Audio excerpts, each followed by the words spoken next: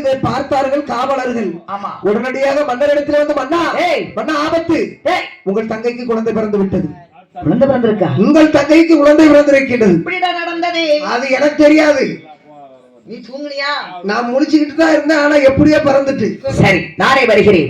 அப்படி என்று கம்சன் வேகமா சிறைச்சாலைக்கு வருகிறான். சரி, காவலர்கள் சொன்ன மாதிரி தேவகிக்கு ஒரு குழந்தை பிறக்குது. ஆமா. பிறந்திருந்த உடனே தேவகி, ஐயோ அண்ணா, உன் குழந்தை சத்தம் போடக்கூடாது. அண்ணா, குழந்தை எப்படி வந்துச்சு?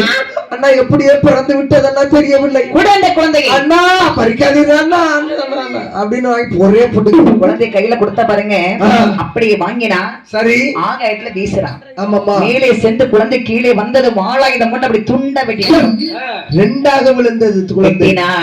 இப்படி ஒரு குழந்தையா, இரண்டாவது, மூன்றாவது, நான்காவது, ஐந்தாவது, ஆறாவது என்று தேவைக்கு ஒவ்வொரு குழந்தையாக பிறந்து கொண்டே இருக்கிறது. ஒவ்வொரு குழந்தையாக வெட்டி கொண்டு வருகின்றார். வாங்கி மேல வீசுவான், கீழே வரும்போது அப்படி வெட்டிடுவான். ஆமா, இப்படி 6 குழந்தைகளை கொண்டுட்டா கம்சராஜன். அப்படி வெட்டி கொல்லக்கூடிய சமயம். ஆமா, எந்த ஒரு தாயாரும் நிம்மதியாக இருக்க முடியுமா? பார்த்து கொண்டு இவள் அழுது கொண்டிருக்கின்றார். வயிற்றில் கருவாக இருக்கும் போது 4 மாதத்திலும் 3 மாதத்தில் அந்த குழந்தை இல்லாமல் போனாலே ஒரு தாயால் தாங்கிக் கொள்ள முடியாது. எவ்வளவு கஷ்டமா இருக்கும். பெற்று குழந்தை பிறக்க பிறக்க கூட பிறந்த அண்ணன் வெட்டி கொல்லும் போது ஆமா தாங்கிக் கொள்ள முடியுமா? முடியாது. இந்த தேவையானவள் என்ன செய்தால் பாருங்கள். என்ன செய்கின்றார்? பிள்ளை தன்னை பறி கொடுத்தே பிள்ளை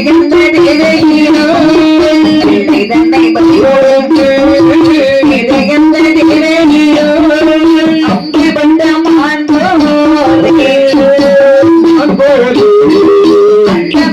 தடுமாறி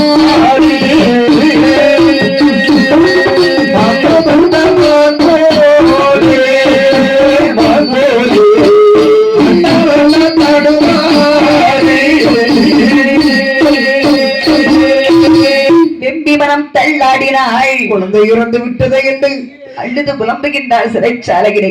அப்பட்டமானதை போல் அழைகின்றார். இறைவா, நான் என்ன பாவத்தை செய்தேன்?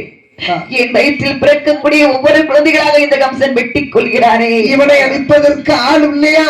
யாரும் வரமாட்டார்களா? அப்படி என்று தேவகி அழுது விளம்பக்கூடிய சமயம். ஆமா, பச்சிலம் குழந்தை என்று பாருங்க இறந்தாலும் தெய்வமாகத்தான் மாறும். அதான் கன்னி தெய்வம்னு கும்பிடுறோம். நிறைய வீடுகள்ல பாருங்க கன்னியா வச்சு கும்பிடுறோம். ஆமா, 1000 தெய்வத்தை கும்பிடுவது சரி, அதை கன்னி கும்பிடுவது சரி சொல்லுவாங்க. கண்டிப்பா. இந்த இறந்த 6 உயிர்களும் எங்கே வருகிறது பாருங்கள். இங்க வருகின்றது. இறந்ததோர் 6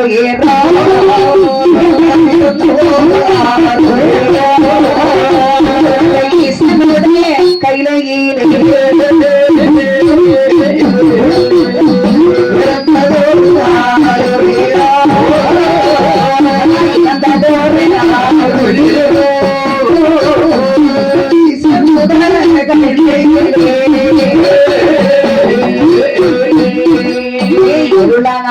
சோந்திடுமா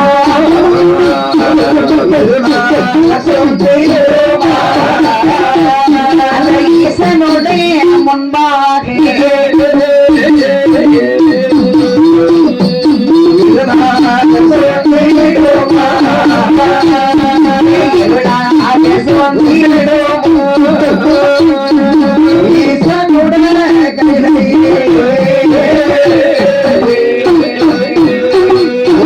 பிறந்த 6 உயிர்களும் இருளாக வந்து ஈசனுடைய கைலாச மலையிலே பாதத்திலே வந்து படுகின்றது. அப்படி சுற்றி வளைகிறது. அப்படி இருட்டா நிக்குது. ஆமா, பார்த்தார் சிவபெருமான். ஆகா, கம்சராஜன் பச்சன குழந்தை என்று பார்க்காமல்